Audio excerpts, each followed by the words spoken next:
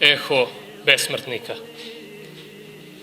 Pohode me opet nespokojne sjene iz minulog vakta besmrtnih junaka, kojim vjera ne bi mjehur morske pjene, no stijena za ponos svojih potomaka. Pa kad gusta tama obavije polje i pritisne golet crvnja i veleži, u toj svebudnosti razabiram bolje njihov tupi eho što vremenu bježi.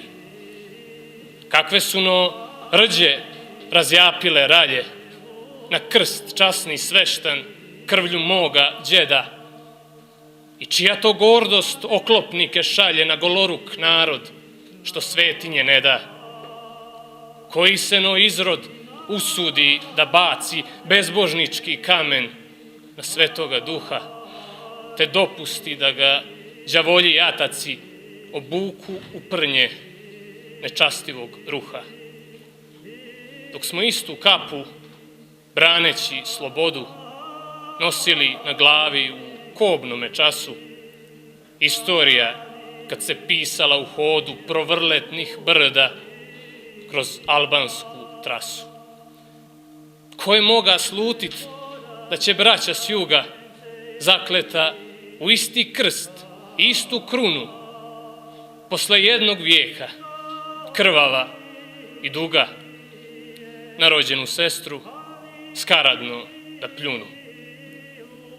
Ko je moga sanjat te košmare hude, gdje se prošlost srpska prekraja i štroji, manastirska zvona prigušuju jude za 30 sramnih novčića u čoj. Slovo tajnovica zgaziše bez straha, pa posegnu raspop vladičansko žezlo, da iskida njime iz jednoga maha bratstvo po sestrima, što se krvlju vezlo. Porekoše juče, dostojno Homera, zavarljivo sutra s pomračenim svodom, da na njemu budu zvijezda od mermera ledenoga sjaja, u treptaju gordom. Ne odstupi, rode, predačke ti slave, sa blagoslovljenog duhovnog megdana, pred prividnom silom pameti buđave i čizmom tih novih Dioklecijana. Varaju se grdno, moć im je sakata, otkako su Hrista trnjem obasuli na njihove oči. Rebljenih lakata, Crnogorci srpstvo svo su vaskrsnuli.